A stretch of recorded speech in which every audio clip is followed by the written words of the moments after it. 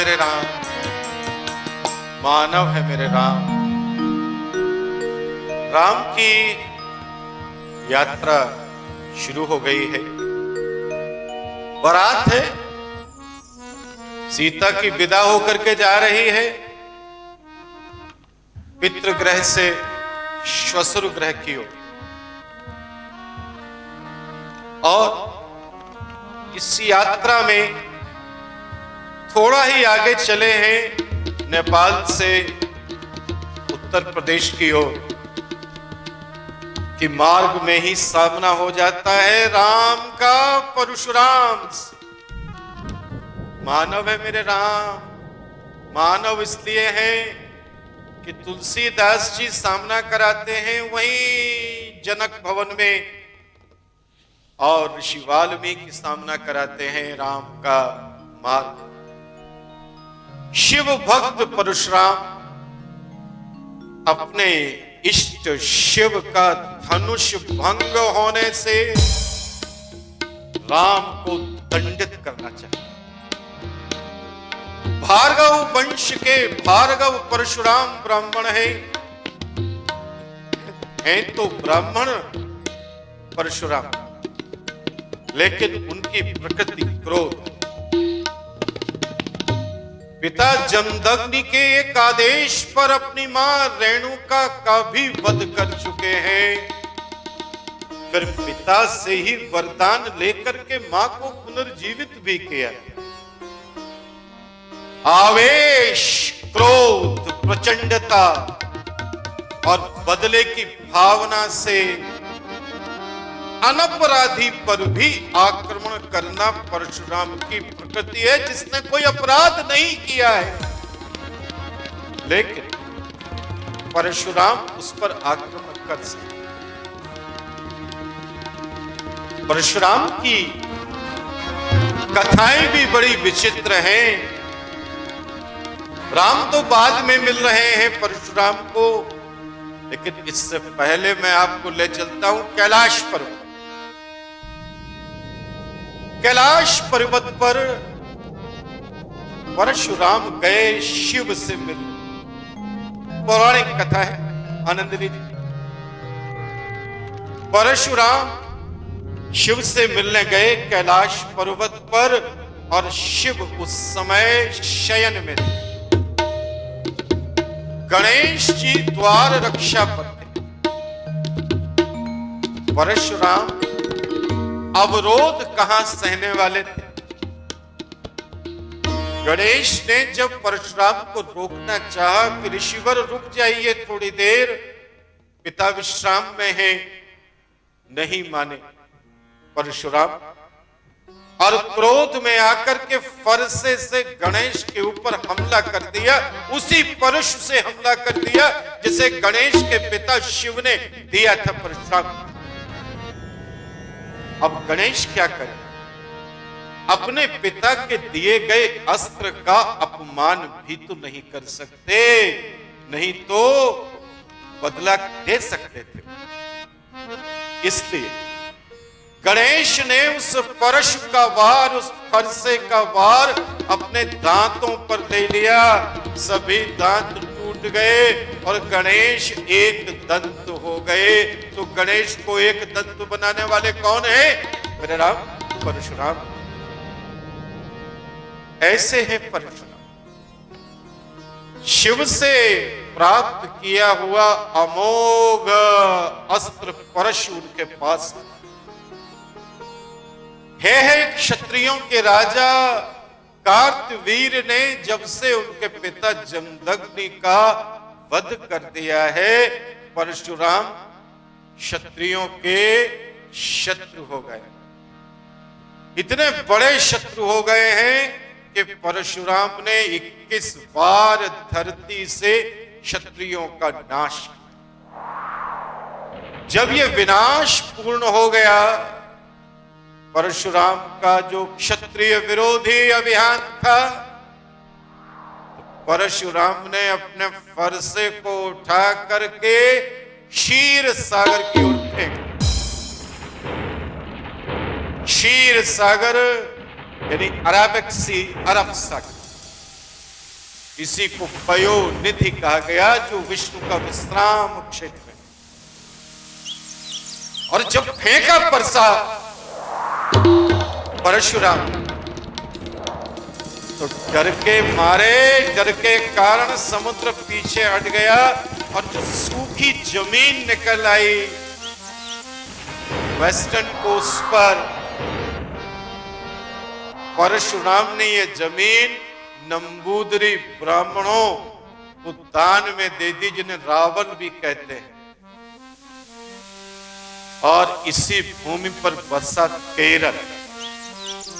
तो केरल को किसने बसा दिया? परशुराम। और जो फरसा फेंका था परशुराम ने, वो केरल में तो नहीं गिरा, वो जाके गिरा कन्याकुमारी में, तमिलनाडु। ऐसे हैं परशुराम, ऐसे परशुराम। केरल में जो गिरा और नंबूदरी ब्राह्मणों को जो जमीन दान में दी परशुराम ने, इसीलिए नंबूदरी ब्राह्मण केरल के श्रेष्ठतम ब्राह्मण हो गए। और नंबूदरी ब्राह्मण ही थे आदि गुरु शंकराचार्य। इसलिए जो उनके मठ हैं, वहां पर जो पूजा होती है, आज भी रावल ब्राह्मण या नंबूदरी ब्राह्मण ही करते हैं। और भी जो इस प्रकार के क्षेत्र हैं, वहां नंबूदरी ब्राह्मण ही हैं। बद्रीनाथ जो शिव का, जो विष्णु का बहुत बड़ा केंद्र है और जो उसको स्थापित करने वाले शंकराचार्य जी हैं, वहां पर भी रावल ही पूजा करते हैं इस मंदिर। आइए फिर से लौटते हैं उसी दृश्य पर, परशुराम और राम के दृश्य। परशुराम भार्गव को जब शिव धनुष भंग करने की सूचना मिलती है, तो वो राम के शत्रु हो जाते हैं। मिथिला से अयोध्या के रास्ते में घेर लेते हैं परशुराम, घेर लेते राम। परशुराम को आया देख करके दशरथ तो फिर से कांपने लगे। और प्रत्येक रथी, अतिरथी, महारथी जो भी सूर्यवंश का है और इस बारात के दल में सम्मिलित है, वो सभी भय से प्रकंपित हो जाते हैं और परशुराम के रूप में अपने सामने यम का साक्षात दर्शन करने लगते हैं। अब बस एक ही रास्ता सभी को समझ में आ रहा है, दशरथ को भी और बाकी लोगों को भी, कि परशुराम से विनती की जाए, प्रार्थना की जाए, अभ्यर्थना की जाए और वो दया करके उनको छोड़। दया की जब भीख मांगी जाती तब कुछ नहीं। जब हमारे पास कोई शक्ति नहीं होती है, सामर्थ्य नहीं होती है और हम जाकर किसी से कुछ मांगते हैं, तो कुछ नहीं मिलता। सूखे अधर दिखाकर मांगा, किया समर्पित खारा सागर, सरिताओं ने चाल बदल दी, सूख गया मग आहे भर। जब सूखे अधर दिखा के किसी को पानी मांगोगे, तो अगर देगा भी तो क्या देगा? सूखे अधर दिखाकर मांगा, किया समर्पित खारा सागर। ले जा, तू प्यासा है तो पूरा समुद्र ले जा, लेकिन समुद्र से क्या प्यास बुझती है? सूखे अधर दिखाकर मांगा, किया समर्पित खारा सागर, सरिताओं ने चाल बदल दी। जब प्यासा आदमी खोज रहा है सरिता को, शुद्ध जल को पीने के लिए, तो नदियां भी अपना रास्ता बदल दी। सरिताओं ने चाल बदल दी, सूख गया मग आए भर भर। ये स्थिति होती है। इसलिए दया और कृपा की आकांक्षा करने वाला कभी भी जीवन में उत्कृष्टता प्राप्त नहीं कर सकता। मेरे राम, अपने अंदर राम जैसी शक्ति, सामर्थ्य, शक्ति भी और सामर्थ्य दोनों तुम्हारे अंदर हो, तो ये सृष्टि, ये समष्टि तुम्हारी होगी और देने वालों का ढेर लग जाएगा। तुम इनकार करोगे तब भी लोग तुम्हें देंगे। दया और कृपा पर जो सृष्टि के लोग जीवित हैं, वो वहीं रह जाते हैं, ठहर जाते हैं, आगे नहीं बढ़ते। धर्म की यही तो समस्या आ गई कि हम दया और कृपा के आकांक्षी होकर के पूजा तो करने लगे, घंटियां बजाने लगे, घंटे बजाने लगे, तीर्थ यात्रा करने लगे, लेकिन जिनकी हम पूजा करते हैं उनका अनुकरण करना हमने छोड़ दिया। मेरे राम, इसीलिए मेरे राम तुम मानव हैं और तुम भी मानव हो, तो राम का अनुकरण करो। केवल पूजा पूजा करनी है, कर लो, कोई दिक्कत नहीं है। भजन गाना है, गा लो, कोई समस्या नहीं है, लेकिन जरा सा अनुकरण करके देखो, तब तुम्हारा जीवन श्रेष्ठ होगा, श्रेष्ठता की ओर पहुंचेगा और बियॉन्ड एक्सीलेंस, उत्कृष्टता से परे पहुंचेगा। तो सब तो कांप रहे हैं, दशरथ भी कांप रहे हैं और ऋषि वशिष्ठ भी कोई राय नहीं दे पा रहे हैं, कोई साहस नहीं कर पा रहा है कि वो सामना करे परशुराम का, और युद्ध चाहने वाले को युद्ध की चुनौती दे। ये साहस किसी के अंदर नहीं। परशुराम का सामना केवल और केवल राम कर, लक्ष्मण भी करना चाहते हैं, लेकिन लीडर कौन होता है? जो सबसे पहले खुद आगे आता है, दूसरे को नहीं करता। परशुराम से स्पष्ट बताते हैं राम कि वो शिव पिनाक पर प्रत्यंचा चढ़ाने जा रहे थे, तभी पिनाक टूट गया। पिनाक का अपमान करना उनका ध्येय नहीं। परशुराम जो हैबिचुअल थे, आदि थे, अपने आगे क्षत्रियों को कांपता हुआ देखने के लिए, कब जीवन का अधिकांश हिस्सा गुजर गया था क्षत्रियों को प्रकंपित करने में, अपने भय से। वो जब देख रहे हैं कि एक व्यक्ति ऐसा है, एक क्षत्रिय राजकुमार ऐसा है जो सामने खड़ा है और अपनी बात कह रहा है, तो परशुराम भी स्थिर हो जाते हैं। राम का साहस देख आक्रामक तब अधिक प्रभावी होता है जब उसके सामने वाले में साहस की क्षमता नहीं होती। जो दबता है उसी को तो दबाया जाता है। परशुराम राम को चुनौती देते हैं और कहते हैं कि उनके पास दूसरा धनुष भी है, अगर राम उसकी प्रत्यंचा चढ़ा लेते हैं तो वो राम का सीधे वध नहीं करेंगे, बल्कि उनसे द्वंद्व युद्ध करेंगे। राम चुनौती स्वीकार कर लेते हैं, निर्विकारता से चुनौती स्वीकार कर लेते हैं और धनुष की प्रत्यंचा चढ़ाकर उस पर बाण का, शर का संधान करते हैं। एक बार जब शर का संधान हो जाता है तो उसे वापस नहीं लिया जा सकता। परशुराम भी यहां प्रकंपित हो जाते हैं राम से। राम परशुराम का वध नहीं करना चाहते, क्योंकि राम तप, श्रेष्ठता और उत्कृष्टता का आदर करना जानते हैं। राम जानते हैं कि परशुराम मूल रूप से क्रूर कर्मा नहीं है, जैसे राक्षस होते। राम जानते हैं कि परशुराम के अंदर ताप बढ़ने और परिस्थितियों के कारण क्रोध का जन्म हुआ।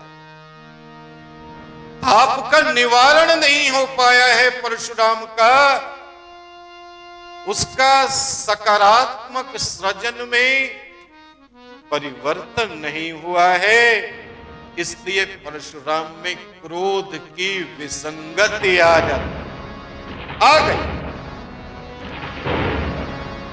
राम कहते हैं परशुराम से कि वो अपने बाण से उनका शरीरांत नहीं करे, मारेंगे नहीं, वध नहीं करेंगे, ब्रह्म हत्या का पाप भी नहीं लेना है। राम कहते हैं परशुराम से कि उनके अंदर, परशुराम के अंदर विभिन्न तपों से जो ताप पैदा हुआ है उसको राम इस बाण से नष्ट कर देंगे, जिससे कि परशुराम अपना जीवन साधना और समाधि में बिता सके।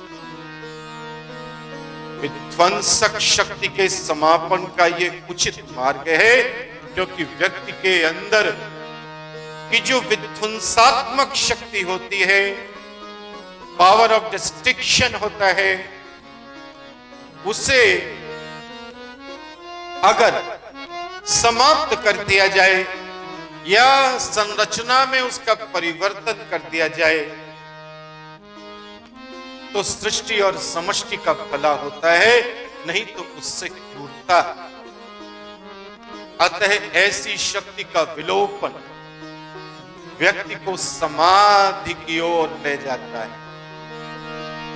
परशुराम को शांत कर दिया है राम ने, और अयोध्या की ओर आगे बढ़ने लगते हैं। मानव है मेरे राम, मानव है मेरे राम, मानव है मेरे राम। कही जय जय जय, कही जय जय जय, रघुकुल के तू कही जय जय जय, रघुकुल के तू भृगुपति गए, बनहि तप है तो भृगुपति गए, बनहि तप है तो कही जय जय जय। मानव है मेरे राम,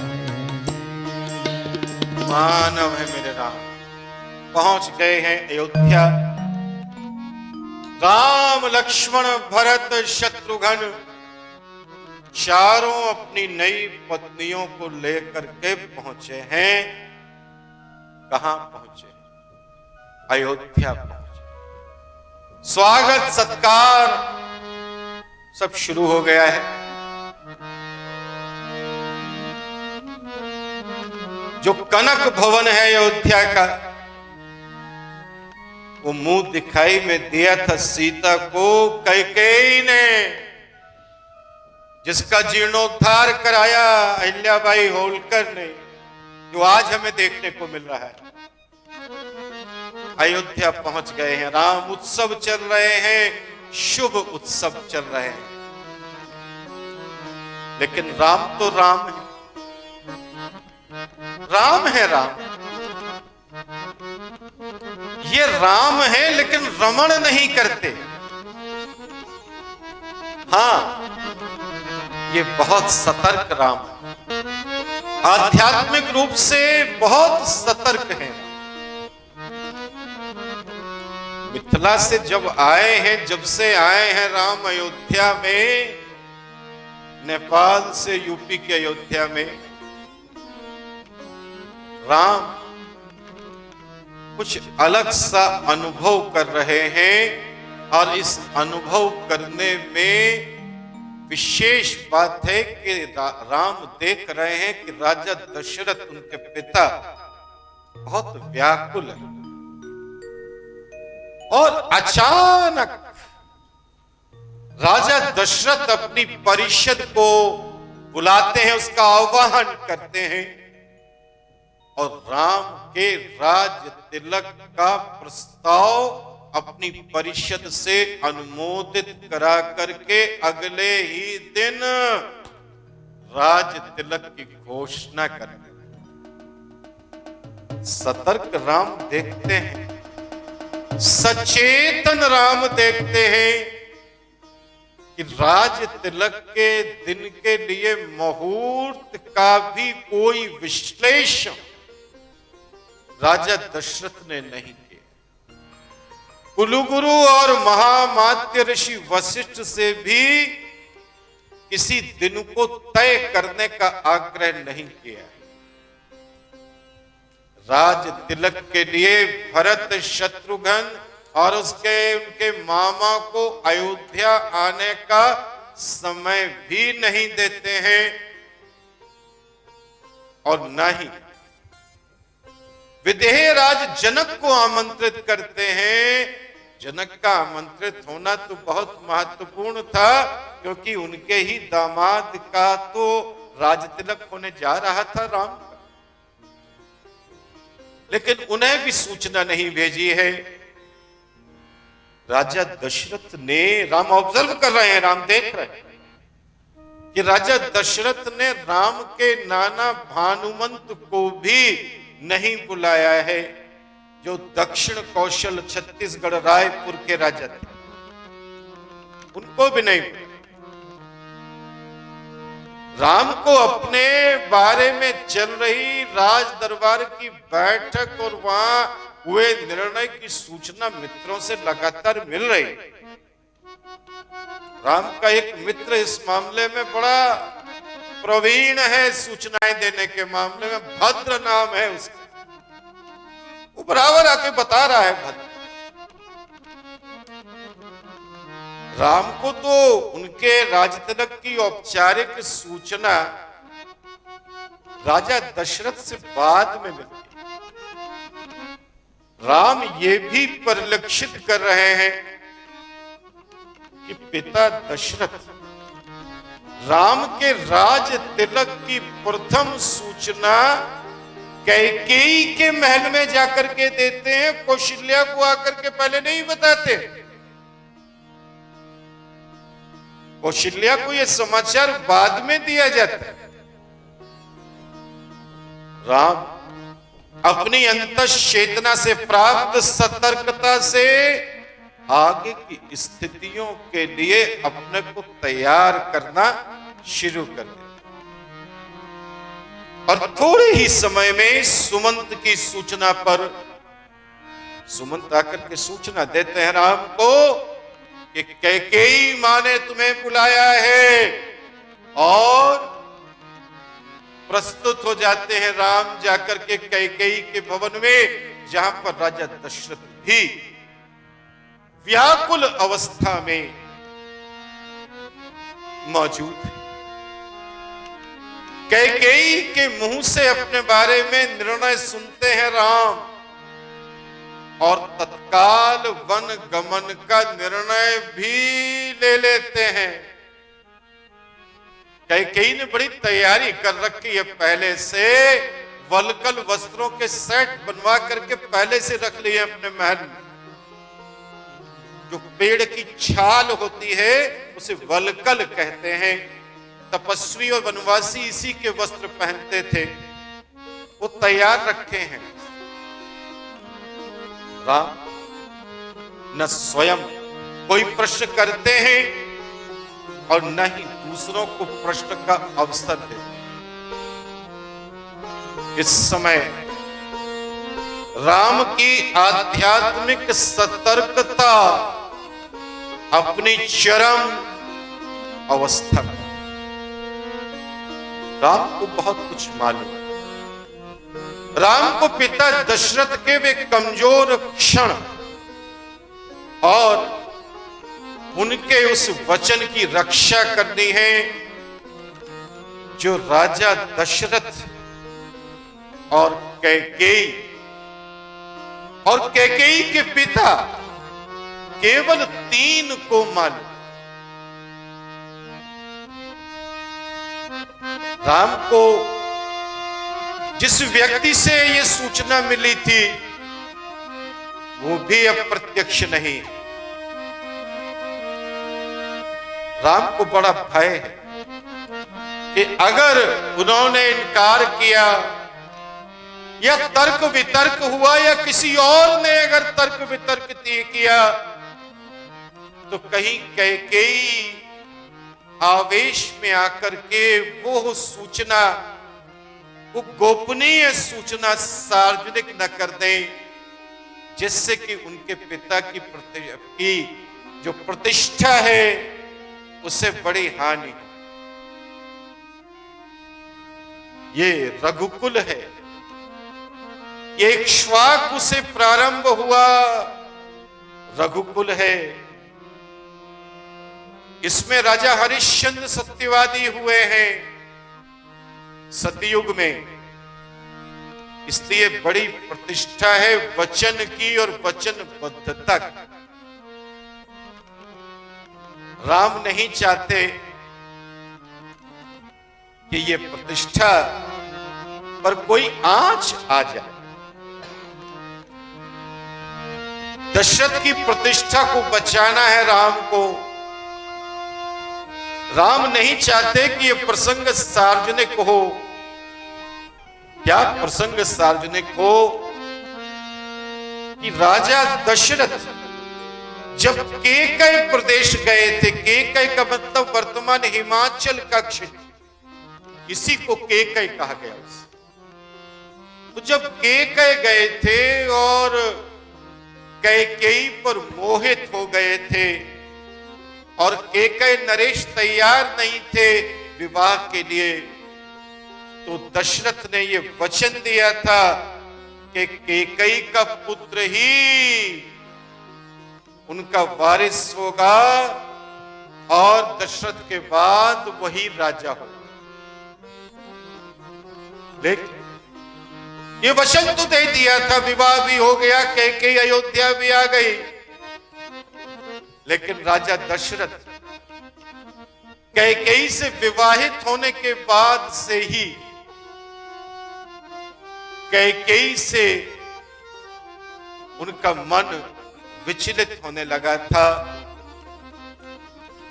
क्योंकि कैकेयी का मन समर्पित नहीं था। कैकेयी का आकर्षण दशरथ को उसकी ओर खींचता था, जो कि देह सुख देने में वो प्रवीण थी, लेकिन दशरथ का मन और आत्मा कौशल्या के पास ही रहते थे कि भरत को अपना उत्तराधिकारी घोषित करे।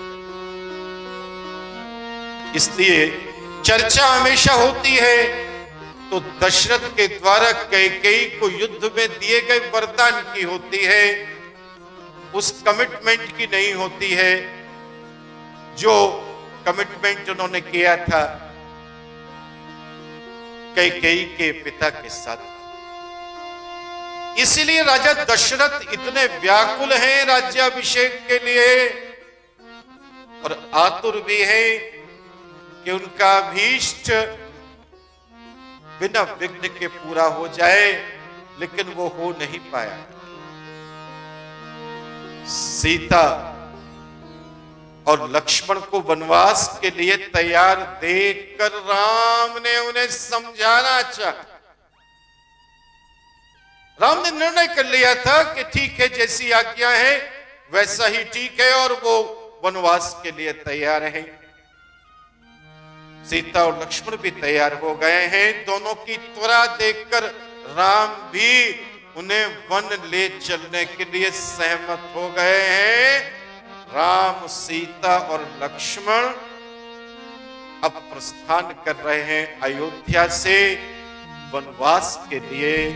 मानव है मेरे राम, मानव है मेरे राम, मानव है मेरे राम।